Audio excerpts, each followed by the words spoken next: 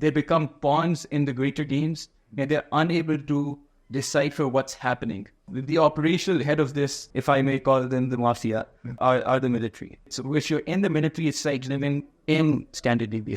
What went wrong for Imran Khan? Historically, they've used Islam as a narrative to bring people together. People who have money can have access to healthcare and education. It's hard to articulate the kind of destruction the IMF program brings in for the masses. The common narrative, of course, is that the Americans forced him out. Imran Khan's policies were capitalist and neoliberal as they get.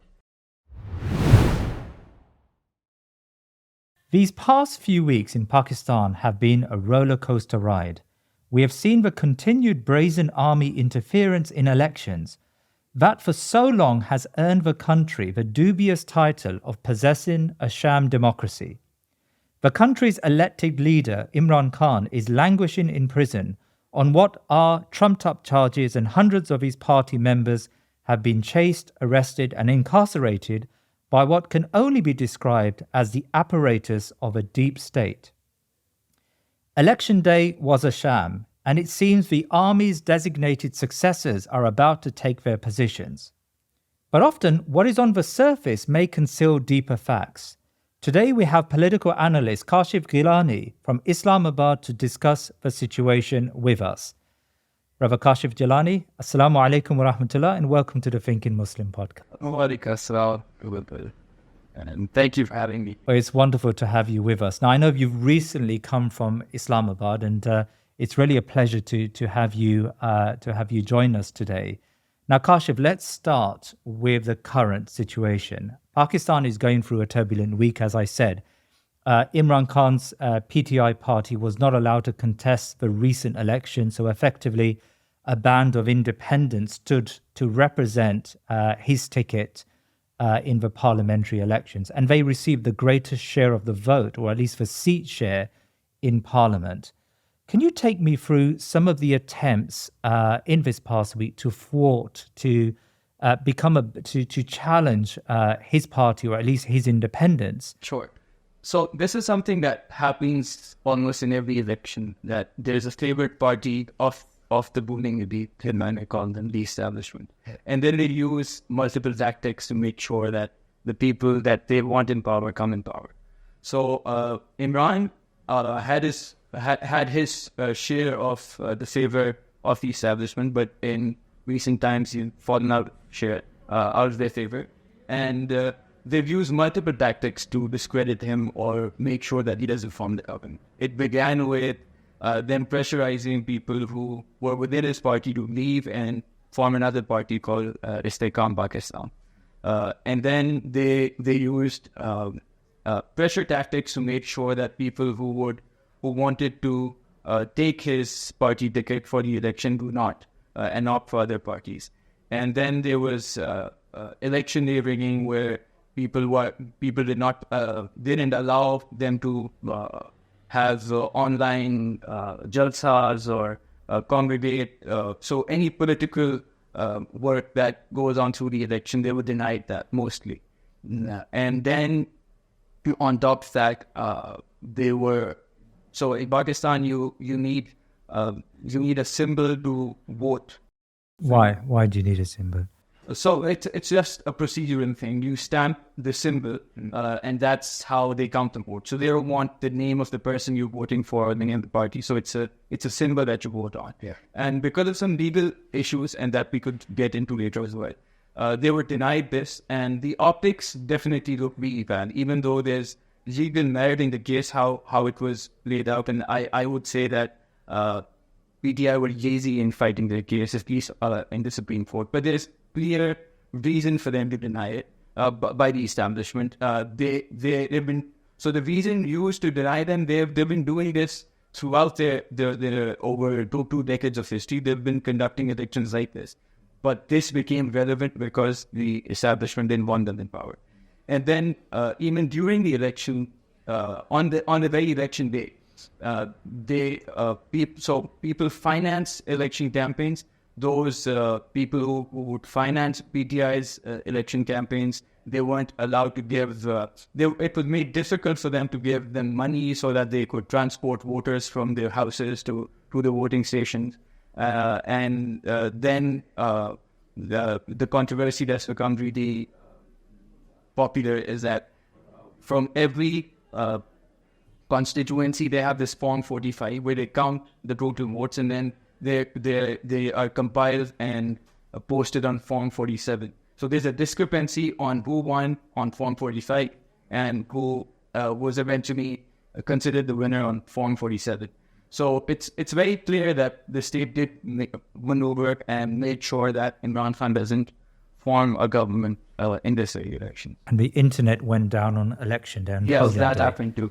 And why? What was the rationale behind bringing down the internet? So generally, it's done so that people do not coordinate, or if something's happening, people don't post it online very quickly. So generally, that's it.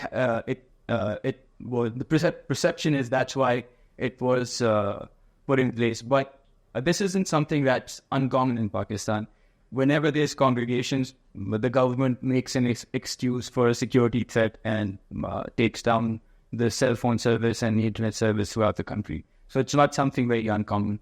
But the optics definitely look really bad for the establishment. And that's something I think we should get into as well. Why was Imran Khan denied this? And why was he popular in the first place? And this popularity isn't something that's a stable reality. He was exceptionally unpopular 1.5 years ago. Yeah. And people thought his politics is over. And now he is probably more popular than he was during 2018 election. And there's an undercurrent in the Pakistani society that defines who becomes popular and who doesn't. And I think that's something interesting that we should go into. And I should preface this with this, that my intention to come here and talk about these things is that I've noticed that especially the Muslim boys, they become pawns in the greater games, and they're unable to decipher what's happening. And this is something that the Muslim voice needs to be capable of. Otherwise, they will always be used in these streams of narratives that are popular. So if we are able to present a framework that's useful for people, even if they disagree with the framework, they would be able to have a structured thinking, inshallah, that would help people understand the Pakistani situation. Fantastic. So you've used the term establishment, elites in that answer. Who are the establishment? Who are the elites? So this is something that we need to go back into history to understand. Pakistan has a colonial history where it inherited certain institutions from the British India. And those institutions are three in number mostly, which is the Pakistan military, the civil bureaucracy, and the political structure, the parliament. In Pakistan's case, the political the people who were considered the founders of Pakistan, they did not have a political base in this part of the world. They were mostly based on UP. So they were very weak when Pakistan was created, and the military was always stronger, along with the civil bureaucracy. So the military has eventually become the establishment, and that's partly because in this part of the world, the military owned most of the land. The British had given people who retired from the military who they had been conscripted for World War I and II.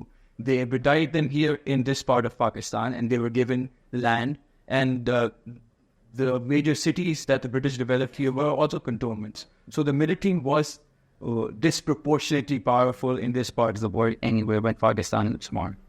And then the civil bureaucracy leaned towards the British during and after the inception, and the world was moving towards an American world order, where post-World War II, America had become powerful in the international circles, and it was dictating who gets to keep its colonies and who doesn't.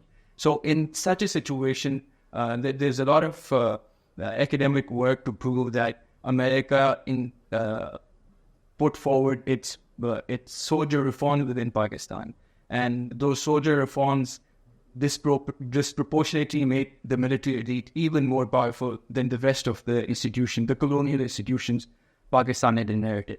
But I wouldn't say the elites and the ruling elites is just the military. So it's a nexus of businessmen,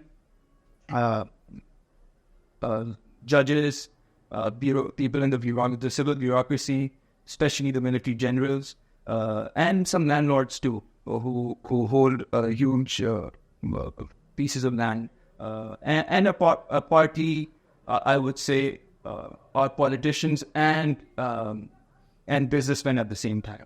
So these are the ruling elites, but at the center of the operational head of this, if I may call them the mafia, are the military.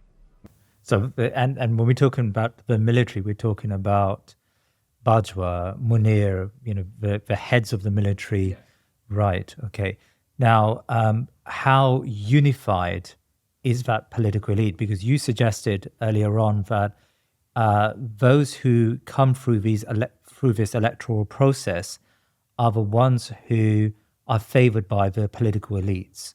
So do the political elites always limit themselves to a singular party and candidate? Or how does that play out in the practice?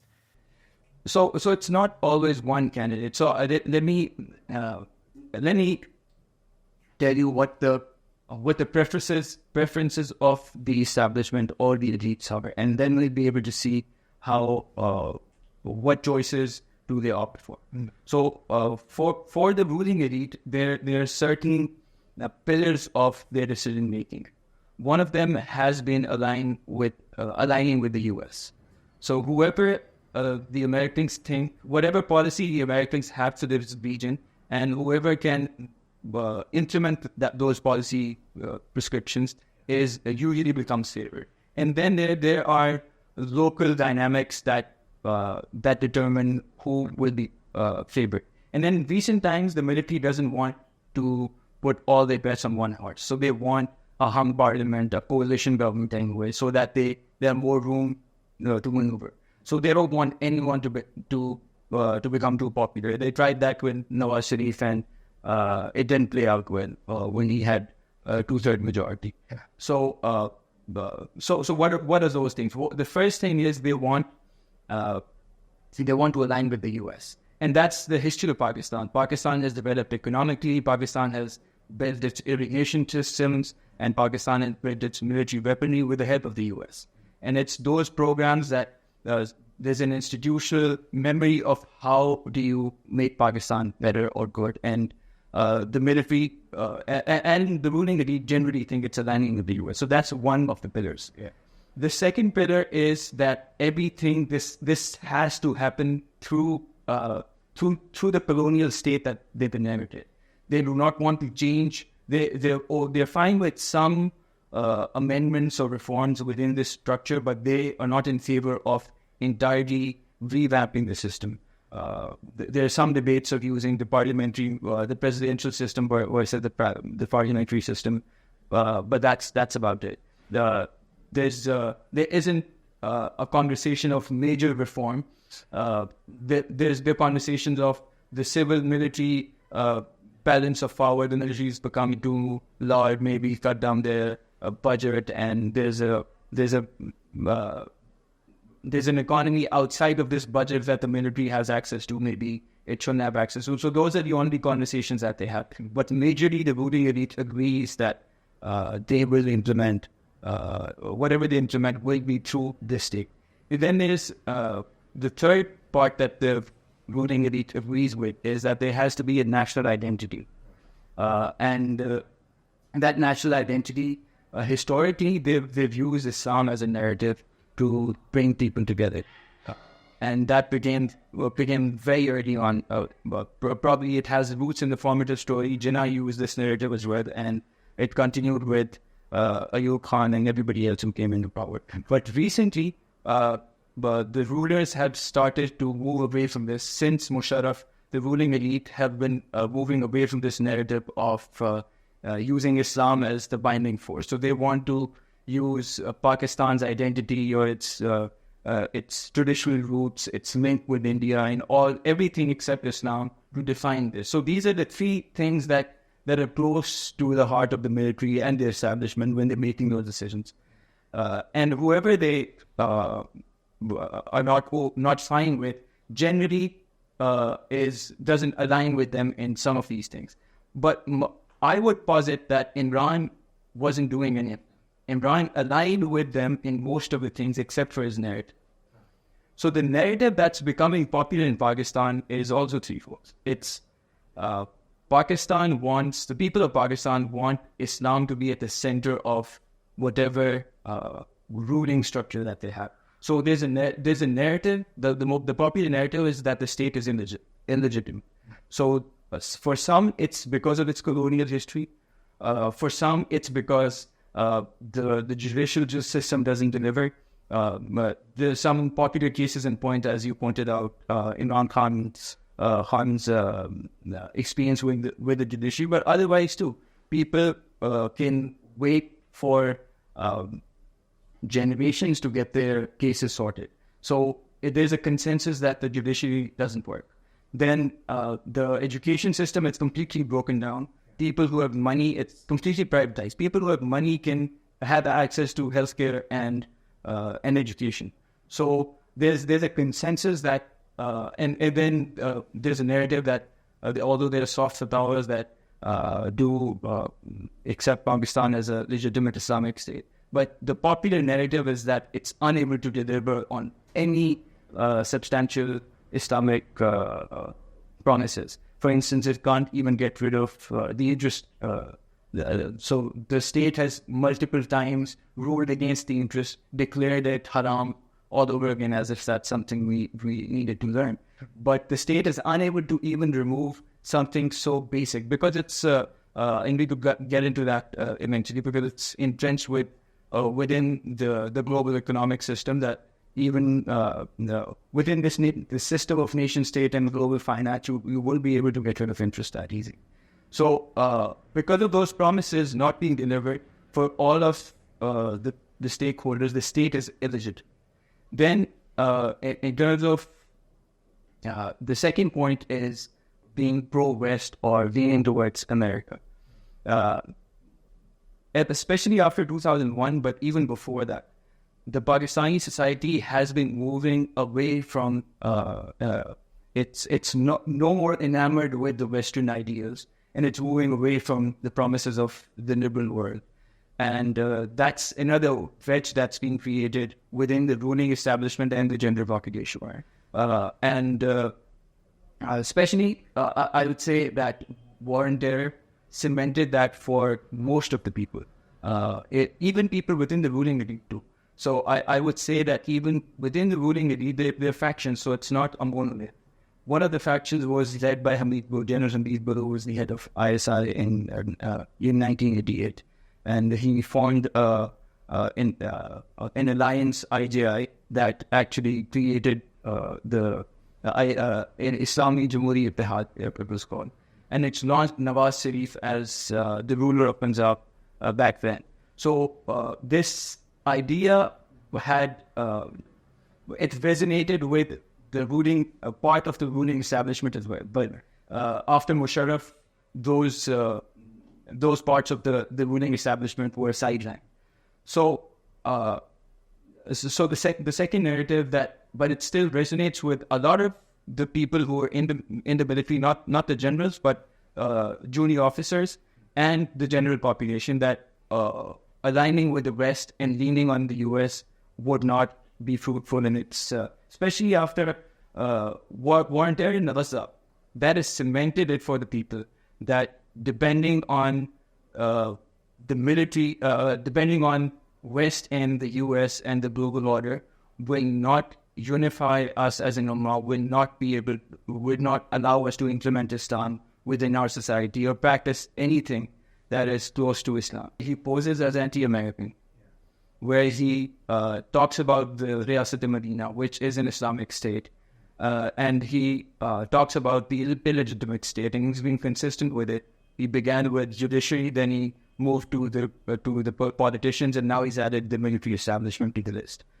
So that is what makes him popular. But I gather in your tone that you're somewhat skeptical about whether he had enlisted upon this project of pushing back against the deep state. So let's talk about that.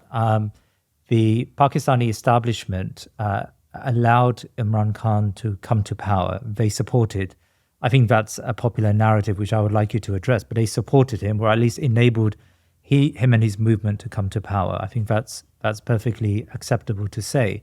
But of course, he fell out of favor sometime during his tenure. So talk me through that. What happened between Imran Khan and the political establishment for him to fall out of favor?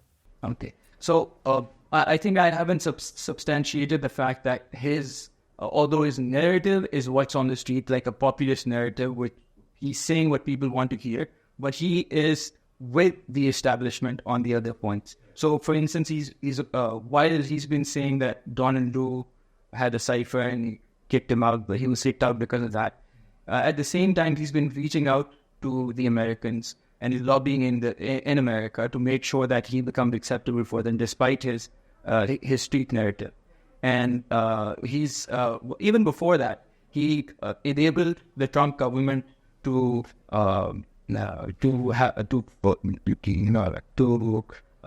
broker a contract between them and the Taliban. He helped them to bring the Taliban on the table. And even during the Biden administration, when they wanted to get out of Afghanistan, he facilitated the whole project throughout. And when he went to meet Donald Trump, he was really happy, and he said it's a bigger victory than his World Cup. So he was he had agreed with the project of siding with the Americans, with the ruling establishment. And then his idea of... But this was, sorry to interrupt, but this is fine. But, Imran Khan became prime minister on the back of his criticism of drone strikes, war on terror, Afghanistan, the war that had sucked out a lot of Pakistan's energy and people and had created terrorism within its own borders.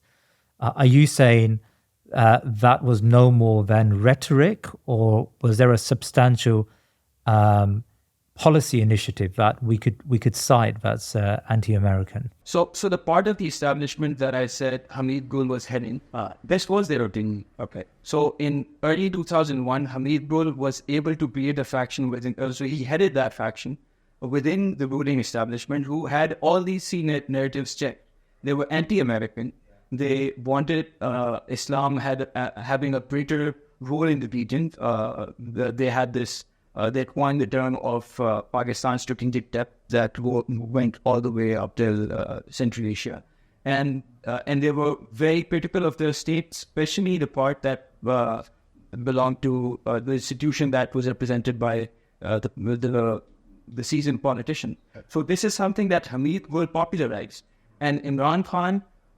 He was recruited by Imran Khan, and there's ample evidence to show that. And Imran Khan bought this and agreed to this, and he understood the fact that this is the popular narrative. If he wants to come into power, he will have to use this. But 2001 was the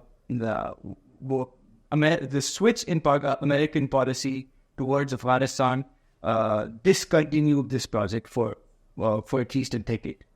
So Imran Khan fell out of favor of the establishment because Hamid Gul lost his power as the center of the establishment faction, and Musharraf became more powerful. So Imran, even though he continued with his narrative, and it was resonating with the people on the street, but Musharraf couldn't afford somebody who, and he offered him. Imran was willing to work with Musharraf too, but when he didn't get what he wanted to get, which was the seat of the prime minister, he continued with his the populist narrative, which was to attack the American war. But when it came to when the American policy shifted again, when they decided that they do not want to fight the war anymore, and they want to pull back their military. At that time, Imran was at the helm of the affairs, and he coordinated with the Americans, saying that we want a cordial relationship with the Americans. So in his narrative, he's been consistent in terms of saying, when he talks to the international community, which is America and the Security Council, he says that he wants to coordinate with them. So, and that's what the ruling elite want. So he's not contradicting them. That's the only point I wanted to make. So why did he fall out of favor? If he's not contradicting them, if he continues the policy initiatives or the policy objectives of the majority of the establishment, what went wrong for Imran Khan? Yeah, that's a good question. So what went wrong is that's also rooted in Pakistan's history. Pakistan's the woes of Pakistan are economic in a lot of dimensions. So Pakistan, with the past 4 governments, if we include this one, the top agenda has been economics, fixing Pakistan's economic problem, and that is exactly what got Imran Khan fall out of favor from the establishment. And so let me try to unpack how Pakistan's economy is organized and what's the problem. So Pakistan has never had a local economic thought.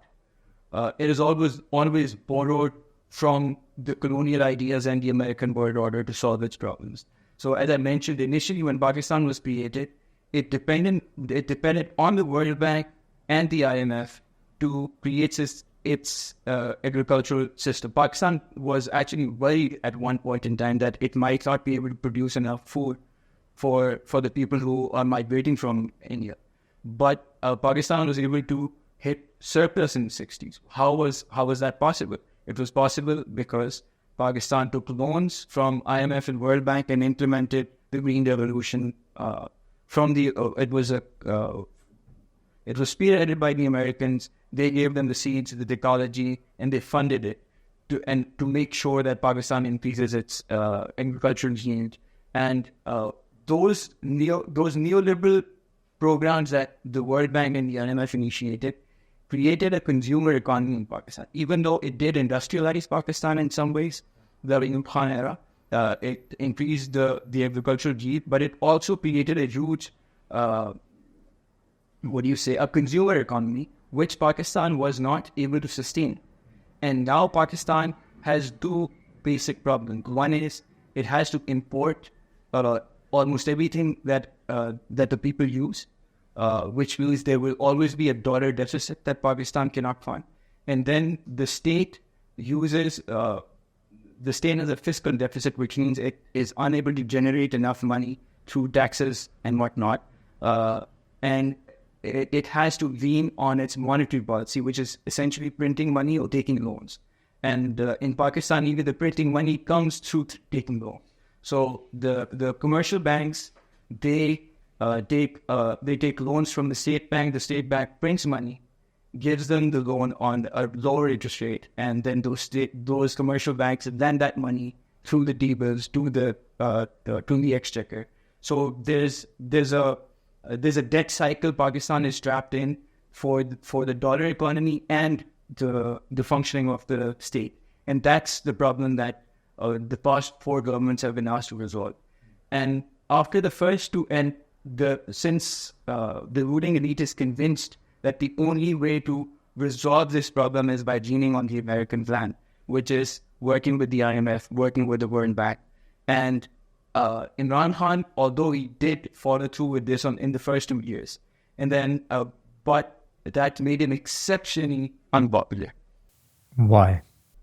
Because the IMF plan breaks, so it's hard to articulate the kind of destruction the IMF program brings in for the masses. High taxation.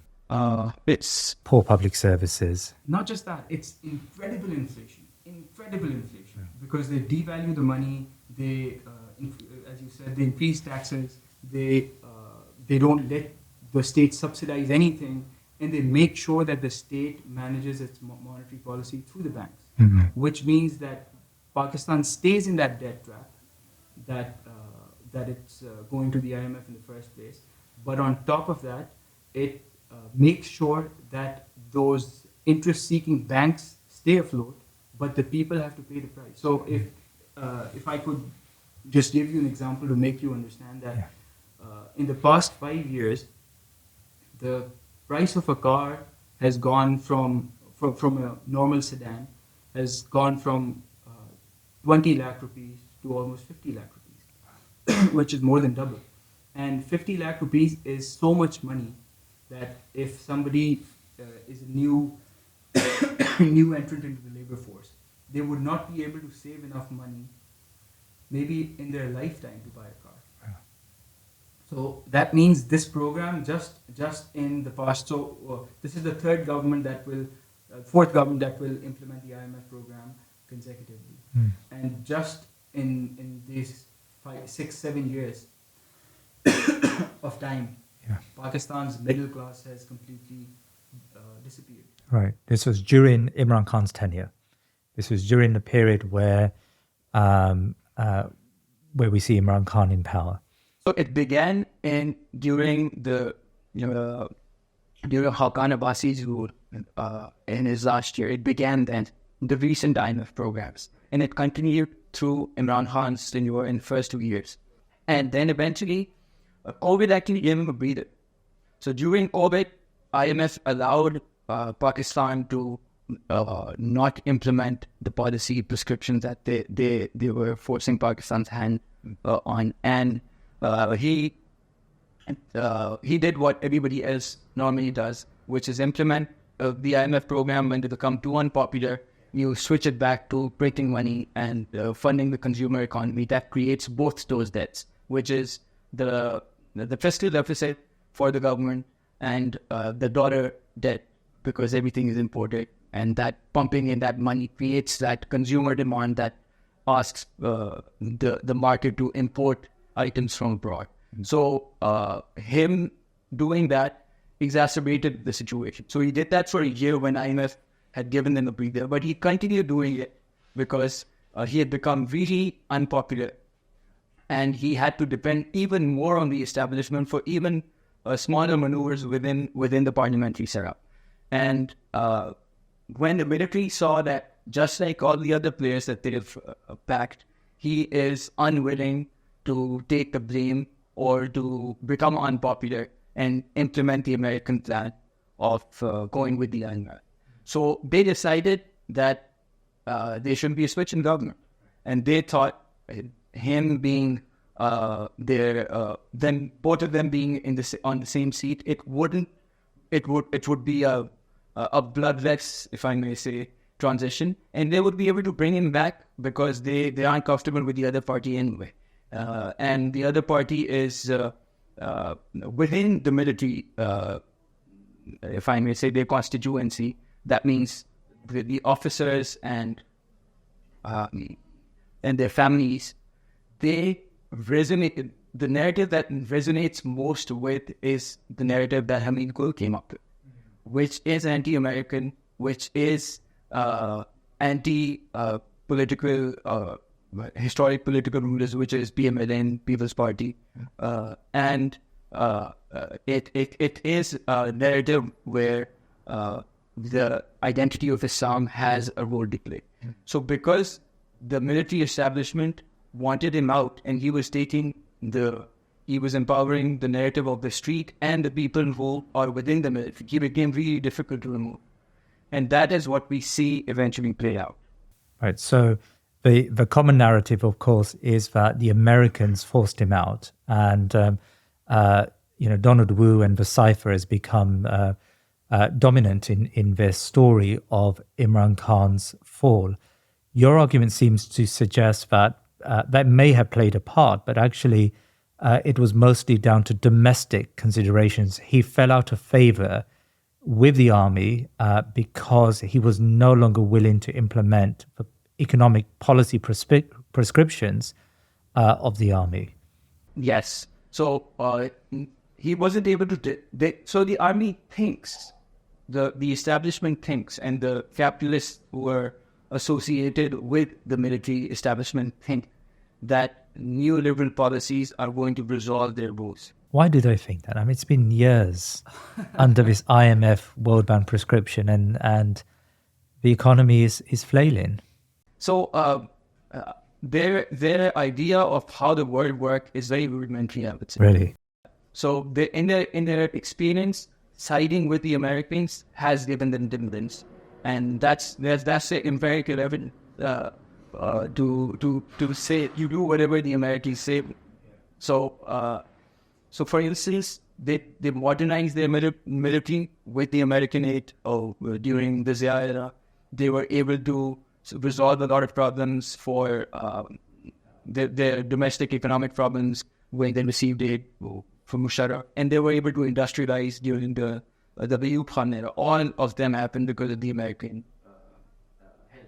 And then they see across the border towards India, they see that America wants has a greater role for India in the region against China.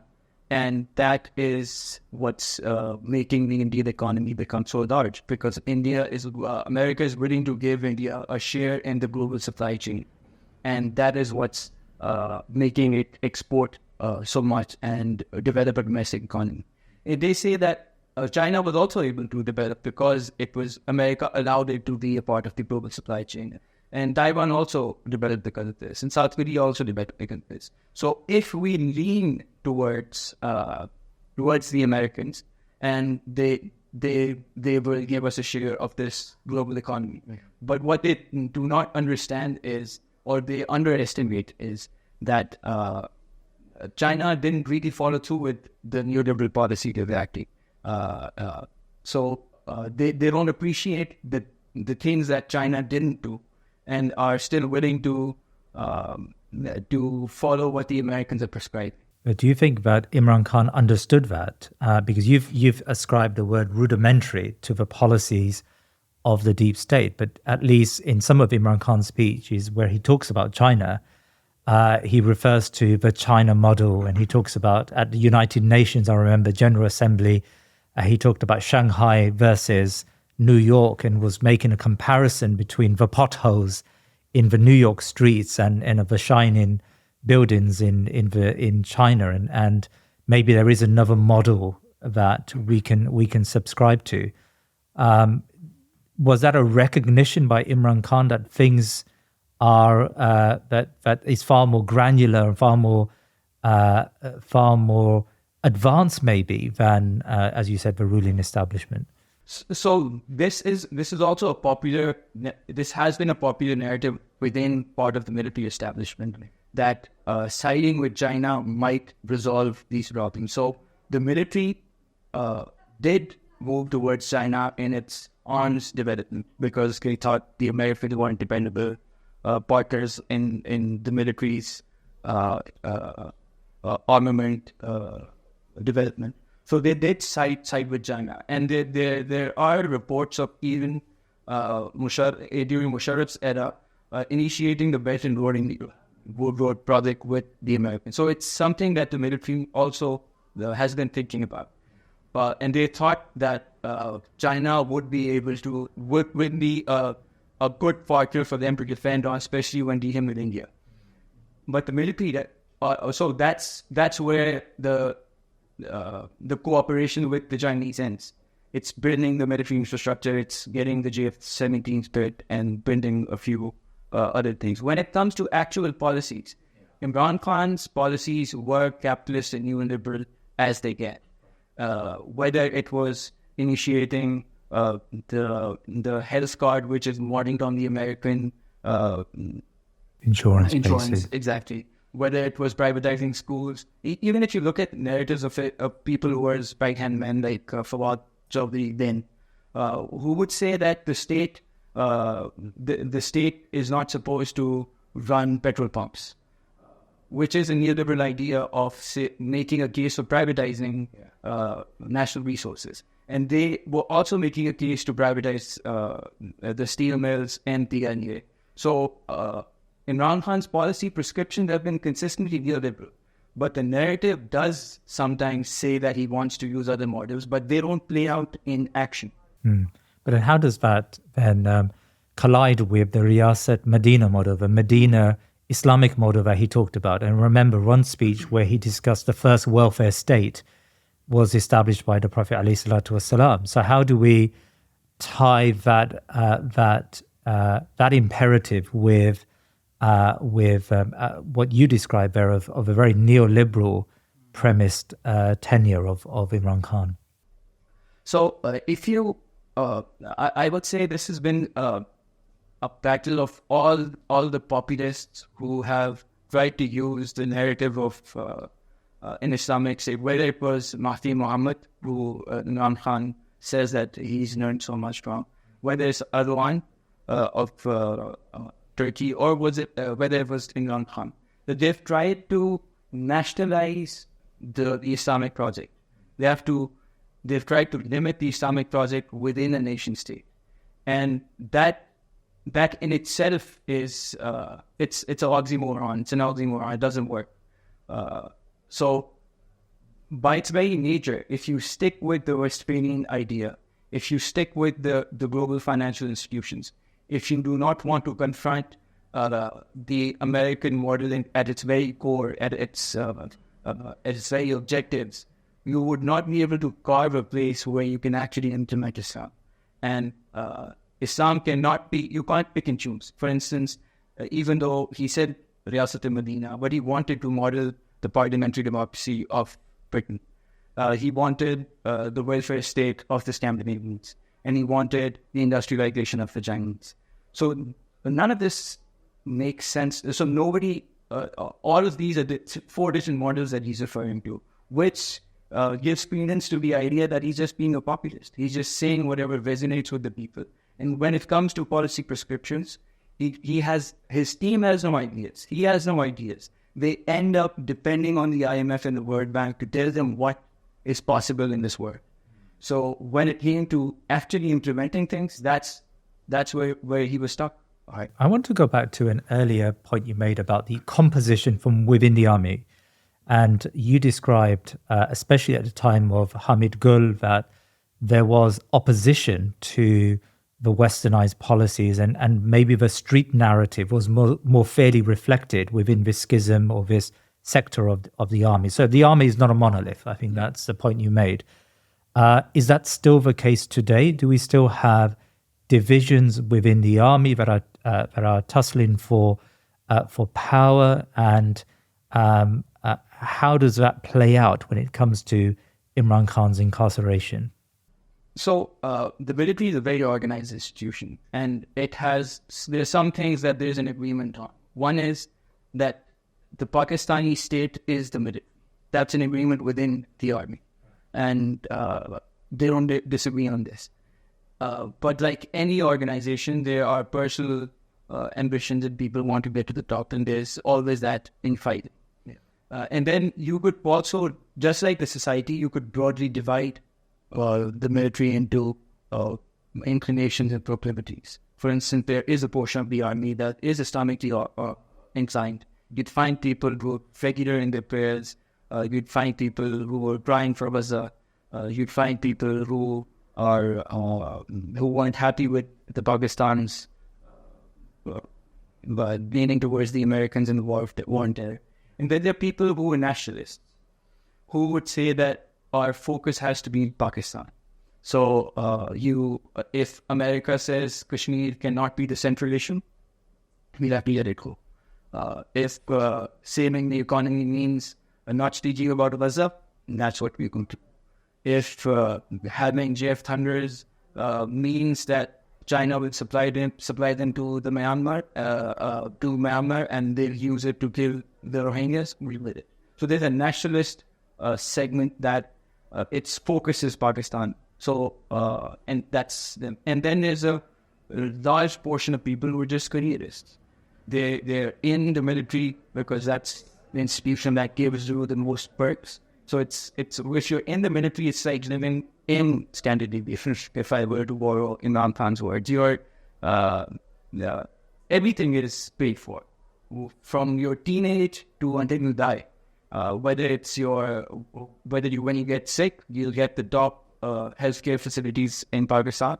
or even if you want to be flown outside Pakistan, that option is also available. Your education, top-notch education, is you get it at an extremely subsidized rate, and then your even the money that your disposable income will be matched with the inflation increment that the country has. So whether it's, and you get a piece of land to build your houses on, and you get agricultural land when you retire. So it's your life is set if you're part of the military. And as you will go higher up the ranks, you get more perks. Part of the military is careerists. So within these three broad factions, sections, if I may call them, there are factions within who compete for position of power. So there are few things that all of them agree on. One is that the state outside of the military is incapable of dealing with a lot of things.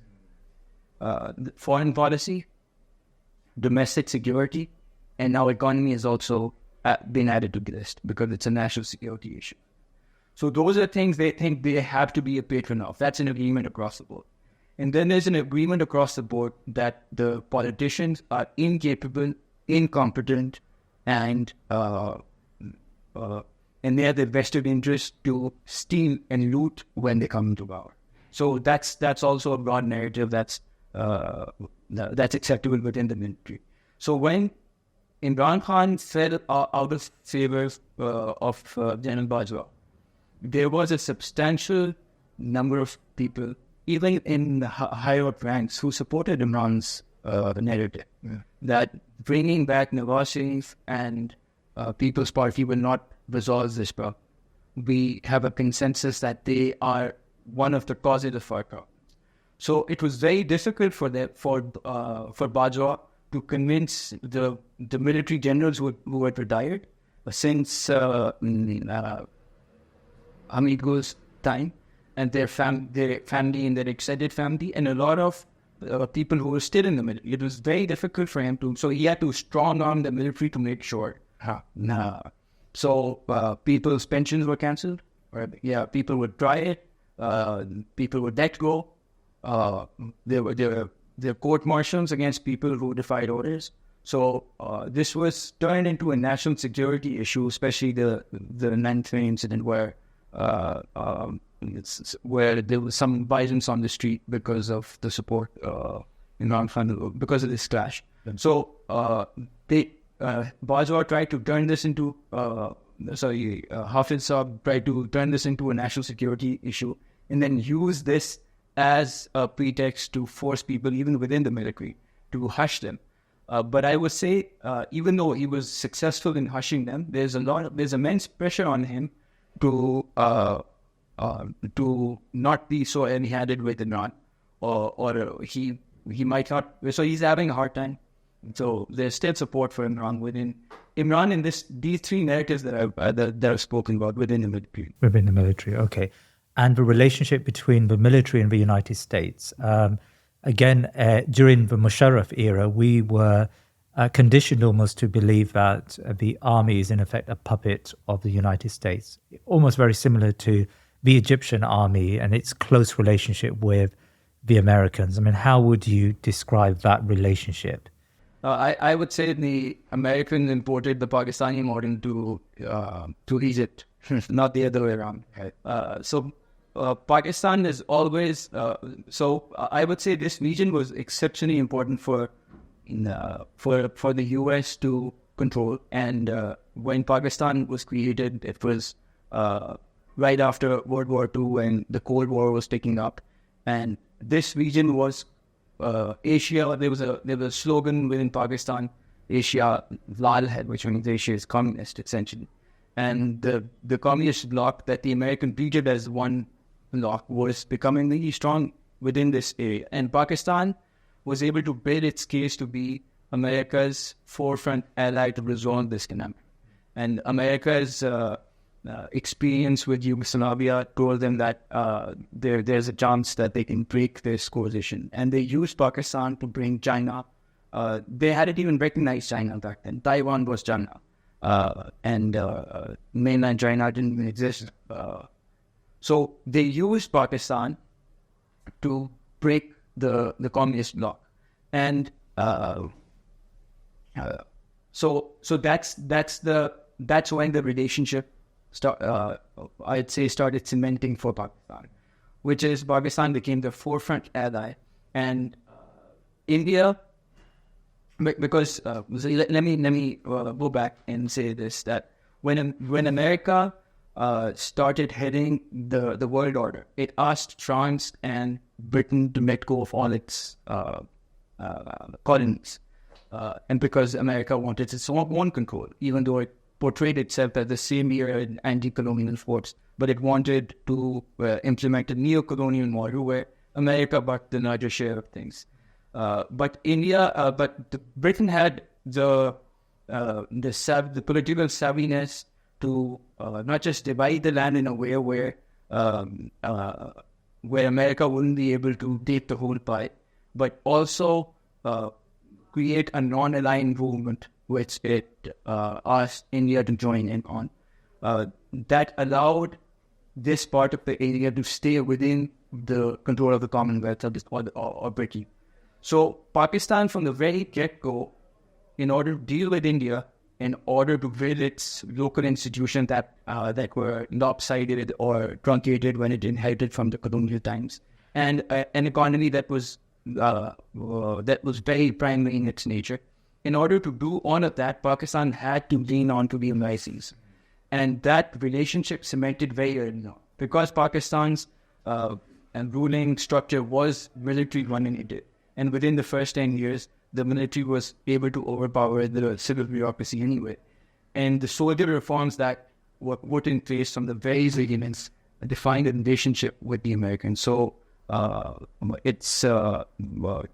so people in Pakistan, unless they are trained, unless they go to West Point or initially it was Sandhurst, but now it's at West Point and other institutions, unless they have trained over there, they're not considered good soldiers, good officers. So it's a very deeply entrenched relationship that Pakistan military had with the Americans. And how about China? Because again, in the West, it's very commonplace now to think about Pakistan as a close ally, if not the closest ally of China, or at least an important asset, that word's even used, of China. We have the CPEC corridor. We have, Pakistan has been at the center of China's economic infrastructure. The trade relationships between China and Pakistan have grown in the last decade, and so we have this very strong relationship, and that's within the context of an international situation where America is threatened by the rise of China, its economic rise and its military rise. How does Pakistan fit into that battle between America and China? So the Pakistani establishment has been grappling with this idea of using China and Russia as a balancing power towards them leaning on the Americans. But the dominant faction, especially, and there are others within other factions, there's a consensus that China isn't willing to throw its weight against the Americans in anything that conflicts America. So the only use that Pakistan could have with this, the only utility Pakistan would have with this relationship with China is dealing with India. That's the extent of it. They agreed to and went with the plan of the One Belt One Road project, primarily because the state didn't have enough resources to build its infrastructure, and the Americans weren't willing to spend that money on them. And China used the exact same model that the Western investment, the Western investment model. They used the exact same model, but they were willing to invest. So the Pakistani military agreed. They even created a separate division to protect the American, the Chinese investments within Pakistan, especially Balochistan and areas where they have difficulty controlling. So so the military does think that China has a role to play, but not as a balancing force. They do not see China as a state that can counter the pressures America puts on them. So they only see them as partners who can develop the infrastructure by giving them loans. That's the extent of it. And there's a bit of truth to this as well. For instance, Pakistan's major 30% of Pakistan debt is to China, and Pakistan has an energy problem where most of its energy is produced in dollars, and it is paid in rupees. So there can never be a situation unless the produce of unless there is an export surplus, you would never be able to pay that dollar deficit back. And almost 25% of that monthly payment is to China. So China has followed the steps of the other capitalists who built IPPs and had contracts of being paid in capacity. That's something very interesting. So whenever somebody buys a service, you pay for what you get, right? But in Pakistan, there are independent power plants who get paid for their capacity to produce. Whether they produce anything or not, they'll get the amount of money for the capacity of production they have, and that too in dollars, while the economy that those power plants are serving in rupees.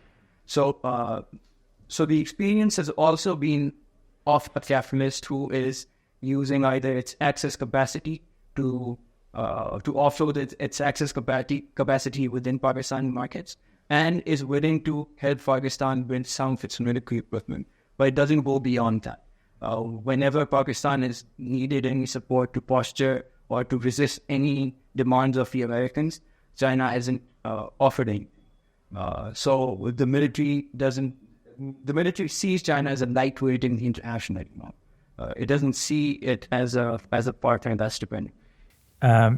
Earlier on, we spoke about the economy of Pakistan and its failure for decades, and its inability, or the inability of the establishment, to move away from this neoliberal capitalist model, the IMF World Bank dependent model, and how that's created the anguish on the streets of Pakistan with hyperinflation and with very poor public services. Is there a movement in Pakistan against this? Is there a groundswell of opinion? Okay, yes, tonally there is, of course, but are there academics and thinkers who are trying to propose alternatives to this Western model? So I'd say there's a dearth of creativity. There's absolutely no alternatives that the people are read. There are only two narratives that are. There's only actually one narrative that's spoken about in the power corridors, and that is how much of the American plan would you implement.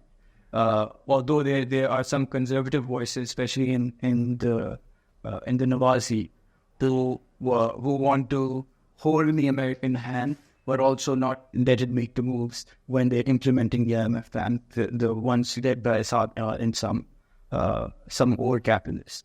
But that voice, and there's an alternative voice in Mr. Ismail within the Noon League as well, who wants to follow through with the American plan. But apart from them, there's some socialist voices who make some claims. But other than that, within the corridors, there's absolutely no conversation of this. But on the streets, I would say that there are people who do propose Islamic solutions to these problems. For instance, the idea of Pakistan's dollar deficit. That's primarily, so there is a conversation that Pakistan cannot be, at least in its initial stages, Pakistan cannot be a consumer economy to imported items if it has to survive. So you cannot manage this by increasing prices. That's not, if you do this, you destroy. It's like trying to help somebody with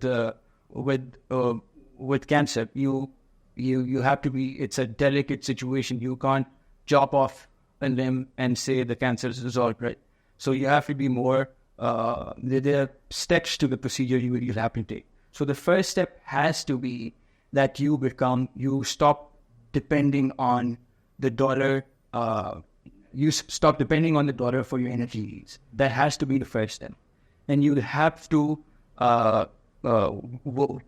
use local resources to build an ecosystem for at least those things that are essential. For example, so there is a voice that says that Pakistan has to be food self-sufficient. We even importing wheat like right now. We're importing cotton to produce our yarns. So those things that can be produced, that can be grown in Pakistan, they have to be grown within Pakistan. And then those things that are required to the energy that is required to run the industry, that has to be in a local currency as well.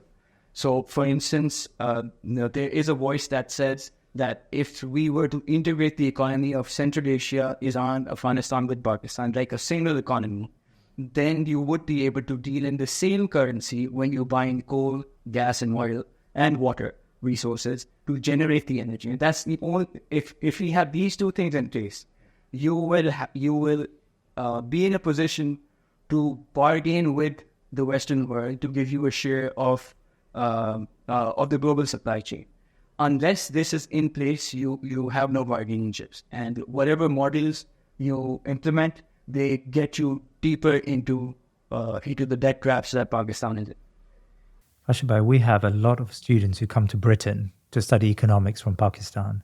Are you saying to me that they go back to Pakistan and for another generation, they, for want of a better word, destroy their country?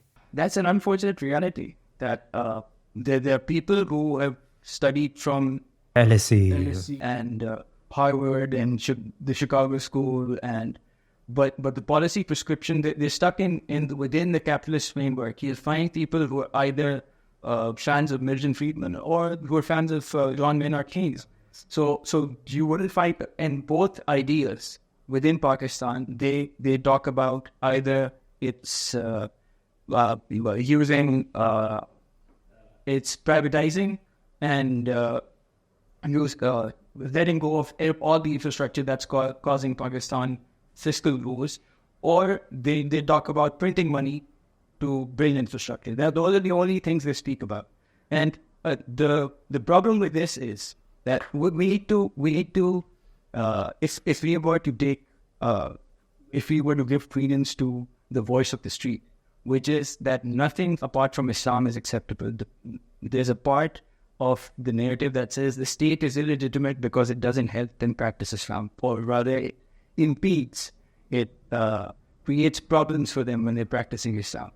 So if that narrative is given any voice, or if it's taken into consideration, the Keynesian and neoliberal ideas will only build a society that talks about employment. That means living a life where people work more than 40 or 50 hours a week. They're displaced to urban areas. They lose their contact with their immediate families. They spend years, maybe half of their life, gaining an education and not getting married on time. So you will, and all of this is financed through an interest-based framework. So no matter what prescription they put forward, it makes sure that an Islamic social life cannot be practiced. Where Silahami is impossible, where attending funerals is impossible, we're making sure that the 5 prayers that you do are at the mosque close to your house is impossible. We're making sure that you are connected with your extended family is impossible. So even if these policy prescriptions were to pay dividends of whatever they promised that they could achieve, they wouldn't be able to create an Islamic society. And that is where the undercurrent would always reject any of these prescriptions. So even if they were to resolve inflation, which I would posit that it's impossible to do with these prescriptions, even if they were to industrialize Pakistan, but what they would do it at a cost the people are not willing to bear that. And that current is becoming stronger and stronger. And it's very evident in the way that people supported Imran Khan in his call for the Madinah, Riyasat. So, Kashif, there is a need to establish a policy think tank in Pakistan where like-minded people like you come together and develop new initiatives and new thinking about our economic and political problems, probably. I agree with that. So I would posit that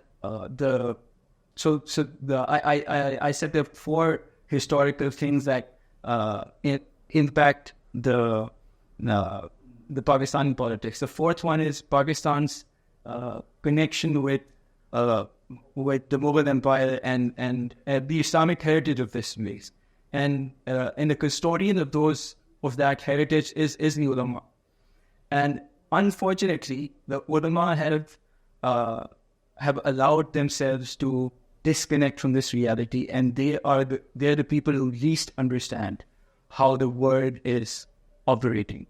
And I think there is an immense need to facilitate these people who understand Islam in terms of ahkam sharia, but are not well versed in how the world is playing this out, and how can they become a force of guiding people of what is the Islamic principle in following certain initiative. So I completely agree. There's a need to develop a think tank that allows people to develop a framework where they can understand the moves the world is making, the moves people are making within Pakistan. And I think we as a whole, as a society, it's not just the ulama, but I think they can play a major role in this. We as a society have to become politically savvy enough so that we can think of a place outside of the world order where we can implement Islam and not just Islam, but be connected with the Ummah. So it always the saying of Rabi'a ibn Amr, the Sahabi, it keeps ringing in my head when the governor of Persia asked him, what are you here for? I paraphrase him. And he wanted to understand that whether it's worldly gains that they're after, and if that's what they want, we said we can offer you that. And he trampled those riches with his spear while he walked towards him. And he said that we are here to turn people from worship, the slaving of people, we're here to make people slaves of Allah, from slaves of people. And that's what the Islamic project is all about. Unless the people who are sincere to such a cause, who want to be slaves of Allah, unless they're empowered enough to see how the world is operating and how the world is making sure that you stay slave to other qualities, other superpowers, where people within your society who hold the reins of power think that Razib is not Allah, it's America, where they think that it's the Chinese who win you back to it. It's not the Malaika who Allah Subhanahu wa Ta'ala sends, and it's the American machinery that makes sure that people are fed, and it's not the barakah from Allah Subhanahu wa Ta'ala. So it's people who are true to these beliefs, who need to become politically aware so that they can transition the whole society. And I'm very confident that since I mentioned that even within the power corridors, there are people who are sincere to Islam, but they think that Islam is a separate domain and these policy matters is a separate domain. So even they need to be educated. So I'm completely on board with your prescription. Kashif Gilani, I think this has been a fascinating conversation. Jazakallah khair. Thank you very much for your time. Oh yeah, it was a pleasure talking. Please remember to subscribe to our social media and YouTube channels and head over to our website thinkingmuslim.com to sign up to my weekly newsletter. Jazakallah khair.